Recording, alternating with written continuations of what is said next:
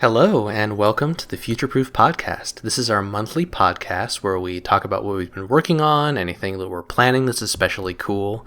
And this is our May 2020 podcast, and so this is being recorded remotely for, I think, the first time. Yep. We're socially isolating to protect others and ourselves. So you might notice a difference in the quality and timbre of our voices, and that's why. I'm Gregory Avery Weir, and I've got a little bit of a cough. I'll try and keep it suppressed, but I'm doing fine. Just you might notice my voice is a little scratchy at the moment. I'm Melissa Avery Weir, and I am not going to edit out every cough, despite my inclination to do so. That's totally fine. This is whatever the equivalent of cinema veritas is for podcasts. Cinema verité? I think it's just podcasting. I think that's just podcasting. This is real podcasting. Raw gonzo podcasting. As I think most folks know, we have been working on an update to the Majesty of Colors, which is in flight and nearly done.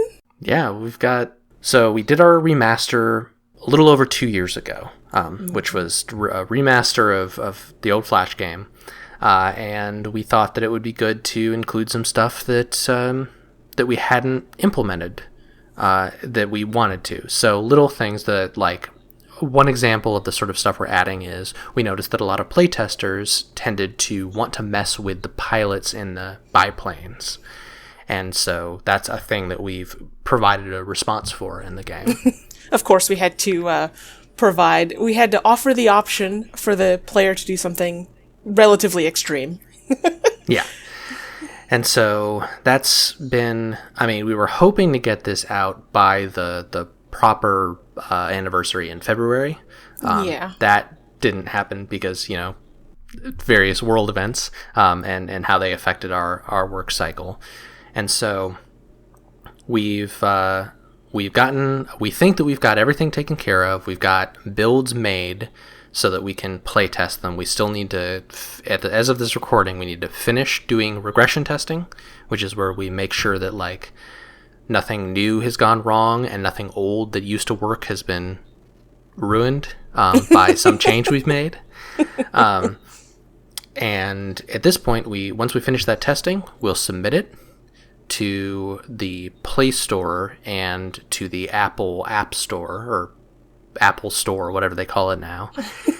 And once those get approved as updates, then we will be like, okay, we'll announce a release date, and then it should be out shortly after that. We're talking a week, maybe a little more. So yeah, we're really excited about getting that out.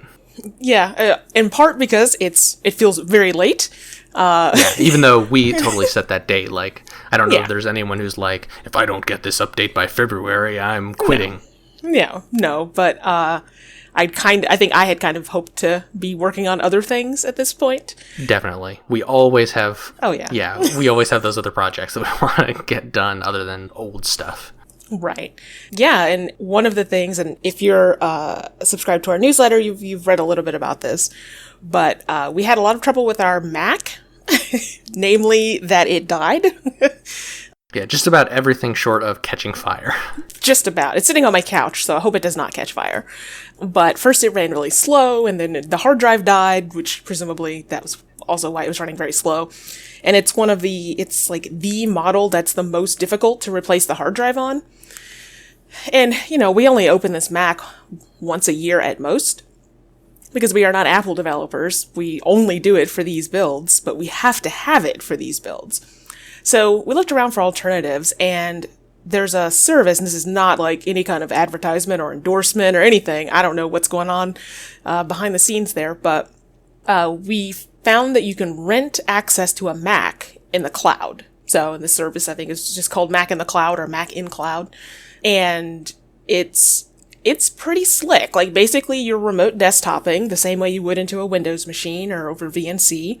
You're remote desktoping into a Mac. At the level that we're paying for, you don't have root access. So you have to send an email if you need software added or things like that. So it's a little cumbersome because it'll be like, oh, I, do my compile in Unity and export the Xcode project. And then as soon as I open it, Xcode says, oh, you need an additional module installed. And I'm like, I don't know what that is. Well, I don't have credentials. So send an email. So it's a little cumbersome. But when it comes to like, we need this for 3 weeks and we can pay $35 for a Mac and not have to do any kind of maintenance on it, really, it's a pretty good solution. So it's exciting to find it, and it's kind of a relief because we're always sort of facing this problem with Apple hardware of when is it going to die? How much do we want to put into it? We don't want another laptop. Neither of us want $1,000 or $1,500 even cheap laptop to mess with. And again, we really only open this thing once a year at most. You spend 2 days updating it and then need to do 6 hours of work on it. So I'm super glad that this has become a good solution. I hope that I haven't done something in saying this that's going to get our Apple developer account closed and banned because of some EULA violation. I don't know who reads 86 pages. If it does, we just stop supporting Apple because we've already kind of got ethical concerns with regard to participating in that ecosystem. And so at that point, it'd just be like, sorry. Yeah. They banned us. Oops. Right. So that's cool. It's made the development process easier, or at least the build process easier. So the other kind of focus of our attention has been just general community development work. This is sort of an extension of the stuff that we did when we put out that survey at the end of 2019. And we generally just want to make it easier for folks to keep up with what we're doing. If they want to know what our projects are, they can. And also just make people aware that we're human beings, we're people who make games, and you can talk to us if you want to. And also be easy on us if we mess something up and all that, like encouraging that sort of collective compassion, and so that we can know the people who are making our stuff and they can know us, while we make, some, I think our work is decently personal and expresses who we are as people. I think so. But the day-to-day of that has been something that's been a little tough to get on a regular schedule on. Back at the start of the year, we got together and we were like, all right, what do we want to do to forward this goal? And this generally entails participating on social media or communication technology in some way. And so we've been trying to keep up with Twitter, just putting out posts that are both news and ones that are here's this cool thing, here's what we're thinking about them, so that it's clear that we're not just retweeting stuff because we want to boost analytics or whatever, but we're sharing stuff that we actually think is interesting or cool. And if you, in a previous podcast episode, we talked about what it's like to have one of those go viral. Yep. And we've got an upcoming thing that should be fun. That's a big, broader game dev community thing where we're going to be participating in Love Indies again. Yes. That's a project that's set up by Hannah Flynn of Fail Better Games. Yeah, and it's a cool thing where a bunch of indie developers and streamers and just journalists and fans of indie games all kind of work together to talk about games and review them and promote things that they like and just sort of share hey, we all like this stuff. Here's stuff that's cool. I think I will be bold and say that it's very difficult to be a good indie developer without playing other games. And the more other stuff you play, within reason, the better of a developer you'll be. And likewise, the more different kinds of games you play, the better impact they will have on you just generally as a person. As a person who plays games, you'll appreciate games more, and I like to think in my utopian vision that it'll make you a better person in general. So it's a really cool project. They are adding some cool stuff this year, and so is it starting June 1st? Correct, June 1st through the 12th.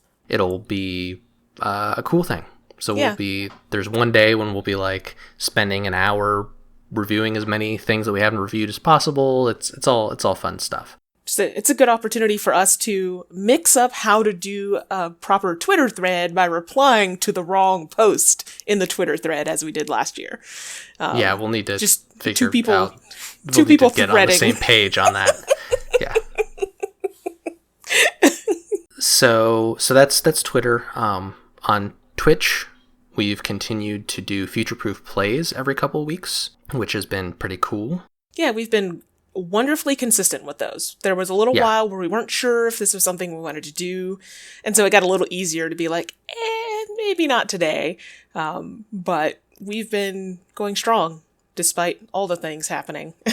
Yeah, so that's every 2 weeks we play a little indie game. Usually we try and pick ones that we can finish in the span of a stream. So you'll see us play the entire game, or maybe the main plot of the game, or get to a point where we're like, okay, we feel like we've seen what this game has to offer. So you can follow me on twitch.tv/GregoryAveryWeir and Melissa at twitch.tv/AveryMD, where they also are doing some streams solo, like not future-proof streams, but just like, I mean, the day we're recording, they're going to be playing Planescape Torment on their 86th session or whatever. It's actually like your 7th, I think. I think it's 7th or 8th, yeah. And then what else? We've also got a YouTube channel that we put updates on, where I need to script our next update. Unfortunately, I don't think that it's going to end up having a Majesty of Colors release date on it. Probably not. But it should be actually a lot of the same news you're getting here, but in a different format, so that presumably there will be thoughts that you can get there that you can't get here, and vice versa. But I guess our big news project is one that Melissa has been focusing on. Oh gosh, that puts it on a pedestal. So we've talked before about how we're sort of consolidating all future-proof news into a single newsletter. So, kind of one of our goals here is to provide different ways for people to get the information they want. So if they want our voices laughing in their ears, they've got the podcast. If they want a 3-minute update very concisely, then we have the YouTube updates that Greg is doing. If you just want some news when we come along, you can get it on Twitter, right? So the newsletter is a way for us to, like, in written form with some commentary, kind of went off on Apple a tiny bit last time. You can, just get a full summary of news. You can hear about other projects we're working on or that we have kind of in our backlog. And I have included a cat photo in the first one, and I figure I will keep doing so because once I pulled out my digital SLR, I was like, damn, I love this camera. So there'll be cat pictures. And then I'll do a custom article or ask Gregory to do one, depending on how I'm feeling. I'm happy to do the next one. Oh, okay. On something bespoke for the newsletter, either based on some game I've played recently or some sort of game design thing rattling around in my head. Exclusive content. Exclusive. So last month I did a piece about the way Satisfactory engages with capitalism and colonialism. Which was a fun piece to write because I had recently watched a very relevant video that sort of gave me some ideas around the value of lamp shading or the lack of value in lamp shading on some of these topics where, Satisfactory, I think, tries to be a little cheeky, but it doesn't actually move anything forward. I don't have a fixed topic for this month, but I played Dujana this past weekend for Future Proof Plays, and it gave me some ideas around sort of tiny difficulties and obstacles in games instead of like broader questions of overall difficulty. And so that's rattling around in my head. So we'll see if that falls out into an essay. So yes, if you want to sign up for the newsletter, which I highly recommend, my cats are amazing and adorable. You can, there'll be a link in the show notes, but if you just head to Future Proof Games, it's one of the banners up there. It's linked a bunch of places and sign up. It should not be more than about one a month. We may or may not do a specific one when we have a release date for Majesty of Colors. We're a little fuzzy on that, but we definitely don't want to bombard people with emails. So yeah, welcome to the community. Find us everywhere. We're trying to be everywhere except Reddit. Not because we hate Reddit. It's just we're not quite sure what to do with Reddit yet. Yeah, we're also trying to do it in a way that is sustainable, where we can be consistent and like not not have people expecting stuff that we're not up for delivering. Exactly. But in general, if you want to get all of our stuff in a centralized location, you can find it all at futureproofgames.com. If you want to find us on Twitter, we're over at PlayFutureProof, and on Facebook or YouTube or some other places as Futureproof Games. Hit us up with questions or comments on our blog or any of those places. We like comments. We got a good tip on a game to stream on a YouTube comment. Yes. So really, yeah, if you've got like, whether you're the developer or not, and you have a cool game that is like fits our sort of aesthetic and ethos and is relatively short, hit us up wherever and let us know, and we'll almost certainly stream it. Yeah. Our theme music is Juparo by Broke for Free, which is available by permission.